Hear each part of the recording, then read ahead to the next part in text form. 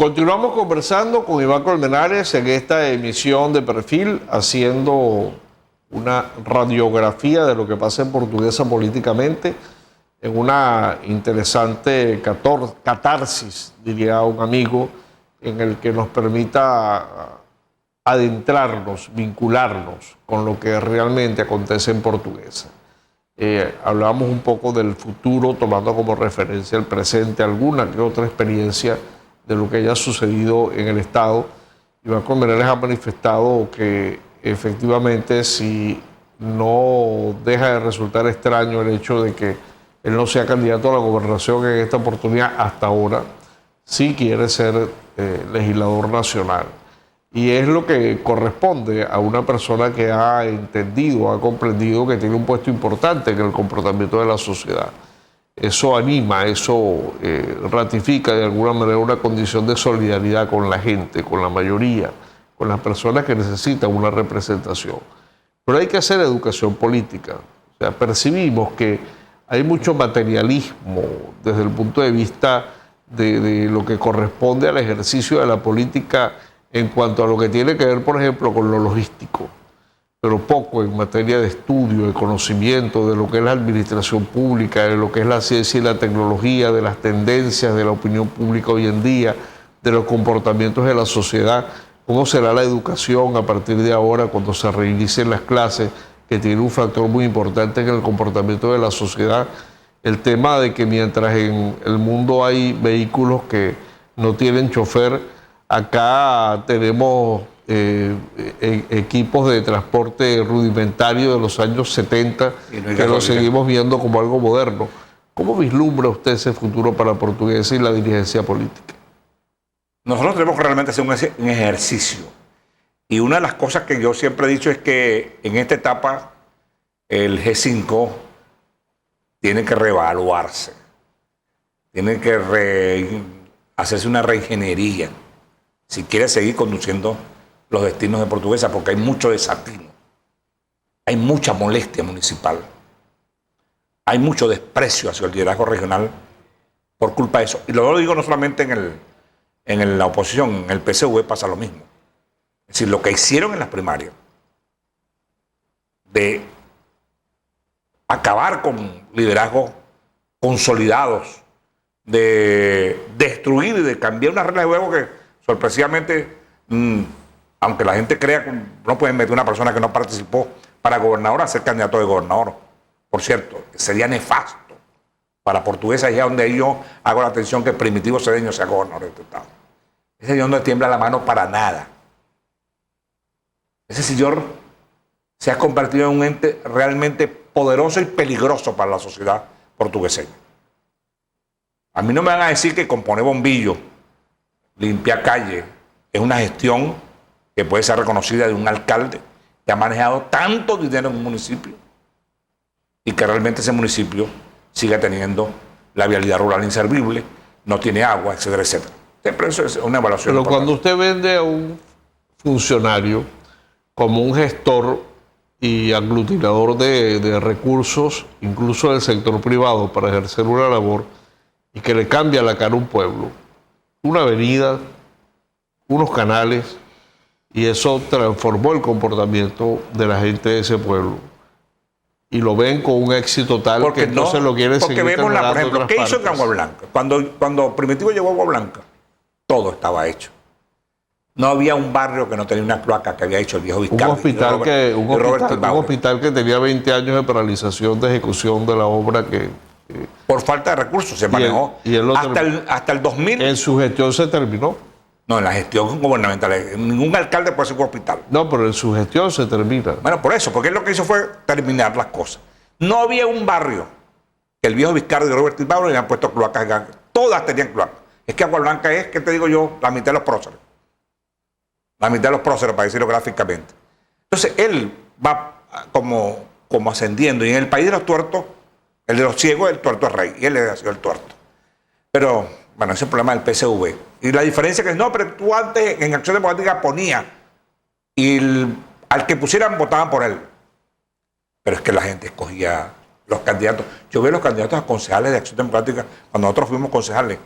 Y eran unos concejales representaban a la gente, representaban a los trabajadores, representaban a los transportistas, representaban a los dirigentes vecinales. Estos no representan a nadie y son concejales de ellos y muchos de nosotros. Entonces, ahora, pero usted toca un aspecto muy importante que tiene que ver con el tema de la educación política. de la educación política. En la República Civil, cuando se hacían esas escogencias, se creía que se escogía a los mejores. Ahora, cuando uno analiza el perfil de quienes llegaban y el comportamiento, se va al diario de debates, por ejemplo, y ve las intervenciones que tenían aquellos concejales, aquellos legisladores, aquellas personas que estaban en el ejercicio del poder con lo que están ahora, que no hacen sesiones, que hacen reuniones del Consejo Legislativo en la residencia de gobernadores, por ejemplo. Eso es cómico. Eso es cómico. Cómico y anticonstitucional. No, pero es cómico. La sede del poder legislativo es el Parlamento. Eso es absurdo, pero pasa. Eso sucede. Pero usted no ve a los dirigentes políticos de oposición actualmente criticando esos procedimientos. Están pendientes de un carguito a concejal. No hacemos oposición. No hacemos oposición. Y para hacer oposición tú no puedes hablar paja. Hay que realmente hacer oposición. Cuando tú dices fulano de tal está robando, aquí están las pruebas, hermano. Lo demás para el periodismo. Supuestamente está robando. No, pero cuando tú como dirigente de oposición estás denunciando, tienes que demostrar las pruebas. Y a nosotros nos falta valentía. Hacer oposición es un problema también de educación. No es simplemente ser de oposición. El problema de tener condiciones y coraje para hacer las cosas. Construir un partido, hacer oposición, denunciar las cosas de los alcaldes, de los concejales, de los gobernadores, de los legisladores. Es decir, lo que pasa en Portuguesa no tiene nombre. Rafael Calles pasó 13 años en la alcaldía sin oposición y pasó 4 años en la gobernación sin oposición. Salvo Colmenares, salvo otra gente. A veces uno se cansa. No hay una verdadera oposición. La oposición la tienen incluso es adentro. Es un problema, como tú dices, de educación y eso indudablemente pasa por toda la sociedad venezolana. En la escuela, en la familia, en los partidos políticos, en las estructuras, en las instituciones destruidas por esta revolución. Ahí pasa. Y ese es el remedio o el mecanismo que tenemos que usar como prioridad para reconstruir a Venezuela. Siendo el señor Pérez presidente, tenía de gobernadores en Bolívar a un Andrés Velázquez, tenía en Carabobo a un Salas Romer, tenía en Aragua a un dirigente, por cierto, Carlos Tablante, por poner 3 casos. Y ni se paralizó la industria siderúrgica, se iniciaron los procesos de descentralización en Carabobo y en el estado de Aragua, incluso con Hidalgo Bolívar en la gobernación, y el presidente era de un partido político distinto. Actualmente tenemos unas figuras que son los protectorados, que el presidente Maduro anunció que los retiraba y que luego consideró que era necesario reinstalarlo. El tema de las ciudades comunales, ¿cómo ve usted esa figura de los alcaldes y gobernadores ante el hecho de que incluso dentro de la misma oposición, el señor Guanipa, que entregó la gobernación del Zulia, dice que no vale la pena postular candidatos a gobernadores y alcaldes, pero él es jefe de un partido que está peleando cargos de gobernadores y alcaldes aquí en Portuguesa? Sí, es una verdadera incongruencia. Esas fueron las grandes discusiones, por lo menos en voluntad popular. Se decidió participar, bueno, se participa, pero tienen ese problema de las ciudades comunales. Tienen el problema del sistema patria. Si yo llego a ser alcalde, por ejemplo, y resulta que yo le digo al del aseo urbano, mire, hay que pasar a hacer un operativo en tal parte porque hay problemas con la basura, usted no me paga a mí. A mí me paga el Maduro con el sistema patria. Mi patrón es Nicolás Maduro. ¿Con qué autoridad un gobernador va a dar órdenes en una gobernación donde él no es el administrador, donde él no es el cuentadante, donde sus trabajadores se los pagan otros? Ese es un problema. Y la ciudad comunal es me imagino que es una discusión que tiene que estar en el debate de México. Porque las ciudades comunales destrozan las gobernaciones en la alcaldía, son unos parapetos, lo que va a venir, una relación que siempre soñaba de Chávez entre la comuna y el presidente de la República. Uno puede entender quizás la conducta lacaya de un actor político en un gobierno regional que depende de una autoridad nacional que lo han acostumbrado que el centralismo es la línea, es la norma en la que tiene que seguir. Pero los gobernadores de oposición que llegaran al gobierno tienen que tener algo de genialidad, de capacidad de crear, porque el ejercicio del poder de un gobernador de estado que lo que hace es vender gasolina vacunar gente. Esa no es su competencia. Y de paso, hay una tercera labor que cumple y vender comida. Esas no son funciones de un gobernador. No son. Revise la ley de administración del Estado y revise la Constitución para que compruebe cuáles son realmente las funciones, las atribuciones, las competencias que tienen los gobernadores, que eso no se puede delegar. Hay que sanear la administración pública. Indudablemente hay que sanearla. Pero tiene que enfrentar el poder regional. Por ejemplo, la alcaldía del municipio Ospino tenía 130 trabajadores cuando Carlos Barrios la entregó. Hoy tiene 800 trabajadores. ¿Cómo hace una alcaldía? Ni siquiera para liquidarlo, porque no tiene plata para liquidarlo. Para funcionar con esa, tiene que realmente apelar a la creatividad. Tiene que apelar a aquella vieja consigna del más audacia reflexiva. Los gobernadores tienen en sus manos muchas competencias. Rafael Calle me decía en una entrevista que cada viaje le genera $100,000 mensuales. Va a tener 3, son $300,000. Las empresas que están asociadas al Estado, generan dinero. Ahí hay maneras de construir para la inversión, no para pagar empleados. Para la inversión que se necesita. Se necesita un Estado con vialidad, se necesita un Estado. Los hospitales no son competencia de los gobernadores, pero tienen que aportar para los gobernadores, tienen que atender la red primaria de asistencia en la salud. Yo soy de los que creo que es un buen procedimiento que la educación sea una sola y que la seguridad sea una sola. Eso sea un tema central, pero no me quite los recursos. Déjame para la inversión. Entonces, hay maneras de discutir civilizadamente. Ahora, yo no sé si con Maduro se puede, y con los gestores que tiene ahí al lado, se puede discutir civilizadamente.